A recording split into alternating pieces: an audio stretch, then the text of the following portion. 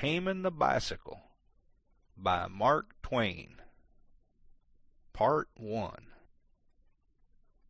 I thought the matter over and concluded I could do it. So I went down and bought a barrel of Pond's extract and a bicycle. The expert came home with me to instruct me. We chose the backyard for the sake of privacy and went to work. Mine was not a full-grown bicycle, but only a colt, a 50-inch, with the pedals shortened up to 48, and skittish like any other colt. The expert explained the thing's points briefly. Then he got on its back and rode around a little to show me how easy it was to do. He said that the dismounting was perhaps the hardest thing to learn, and so we would leave that to the last. But he was in error there. He found, to his surprise and joy, that all that he needed to do was to get me onto the machine and stand out of the way. I could get off myself. Although I was wholly inexperienced, I dismounted in the best time on record. He was on that side, shoving up the machine. We all came down with a crash, he at the bottom, I next, and the machine on top.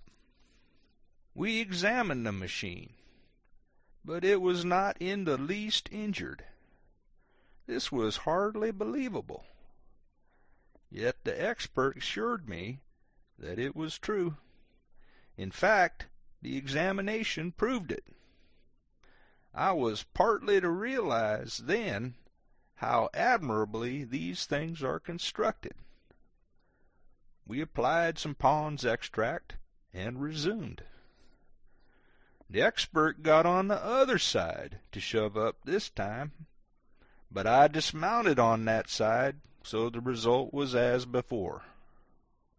The machine was not hurt. We oiled ourselves again and resumed.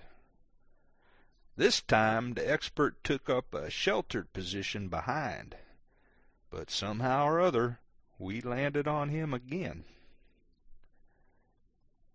He was full of admiration, said it was abnormal. She was all right, not a scratch on her, not a timber started anywhere. I said it was wonderful while we were greasing up, but he said that when I came to know these steel spider webs, I would realize that nothing but dynamite could cripple them. Then he limped out to position, and we resumed once more. This time the expert took up the position as shortstop and got a man to shove up behind.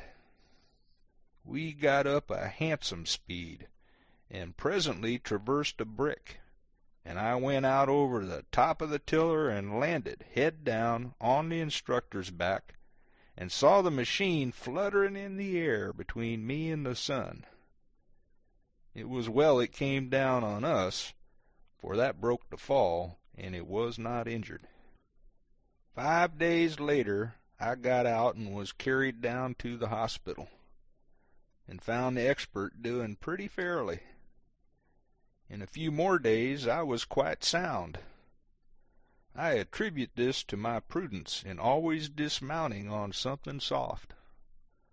Some recommend a feather bed, but I think an expert is better. The expert got out at last, brought 4 assistants with him.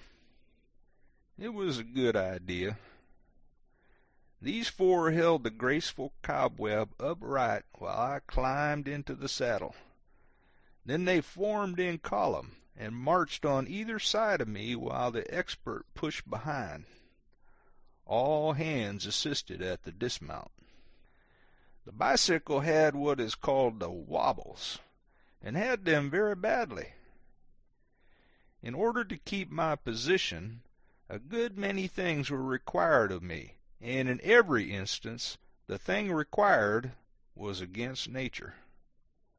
That is to say, that whatever the needed thing might be, my nature, habit, and breeding moved me to attempt it in one way, while some immutable and unsuspected law of physics required that it be done in just the other way.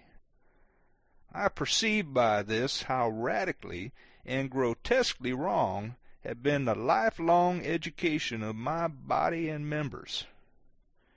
They were steeped in ignorance. They knew nothing which it could profit them to know. For instance, if I found myself falling to the right, I put the tiller hard down the other way, by a quite natural impulse, and so violated a law, and kept on going down. The law required the opposite thing. The big wheel must be turned in the direction in which you are falling. It is hard to believe this when you are told it, and not merely hard to believe it, but impossible. It is opposed to all your notions, and it is just as hard to do it after you do come to believe it. Believing it, and knowing by the most convincing proof that it is true, does not help it. You can't any more do it than you could before. You can neither force nor persuade yourself to do it at first. The intellect has to come to the front now. It has to teach the limbs to discard their old education and adopt the new. The steps of one's progress are distinctly marked. At the end of each lesson, he knows he has acquired something, and he also knows what that something is, and likewise that it will stay with him. It is not like studying German, where you mull along in a groping, uncertain way for 30 years, and at last, just as you think you've got it, they spring the subjunctive on you, and there you are. No, and I see now, plainly enough, that the great pity about the German language is that you can't fall off it and hurt yourself. There is nothing like that feature to make you attend strictly to business. But I also see, by what I have learned of bicycling, that the right and only sure way to learn German is by the bicycling method. That is to say, take a grip on one villainy of it at a time, leaving that one half learned. When you have reached the point in bicycling where you can balance a machine tolerably fairly and propel it and steer it, then comes your next task, how to mount it. You do it in this way. You hop along behind it on your right foot, resting the other on the mounting peg, and grasping the tiller with your hands. At the word, you rise on the peg, stiffen your left leg, hang your other one around in the air in a general and indefinite way, lean your stomach against the rear of the saddle, and then fall off. Maybe on one side, maybe on the other. But you fall off. You get up and do it again, and once more, and then several times. By this time you have learned to keep your balance, and also to steer without wrenching the tiller out by the roots. I say tiller because it is a tiller. Handlebar is a lamely descriptive phrase.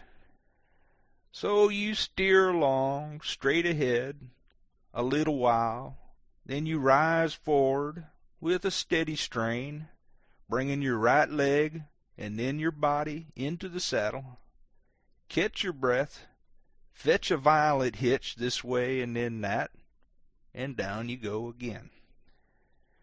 But you have ceased to mind the going down by this time. You are getting to light on one foot or the other with considerable certainty. 6 more attempts and 6 more falls make you perfect. You land in the saddle comfortably next time and stay there. That is, if you can be content to let your legs dangle and leave the pedals alone a while. But if you grab at once for the pedals, you are gone again. You soon learn to wait a little and perfect your balance before reaching for the pedals. Then the mounting art is acquired, is complete, and a little practice will make it simple and easy to you. Those spectators ought to keep off a rod or two to one side, along at first, if you have nothing against them. And now you come to the voluntary dismount. You learned the other kind first of all. It is quite easy to tell one how to do the voluntary dismount. The words are few, the requirements simple, and apparently undifficult. Let your left pedal go down till your left leg is nearly straight. Turn your wheel to the left and get off as you would from a horse. It certainly does sound exceedingly easy, but it isn't. I don't know why it isn't, but it isn't. Try as you may, you don't get down as you would from a horse. You get down as you would from a house afire. You make a spectacle of yourself every time.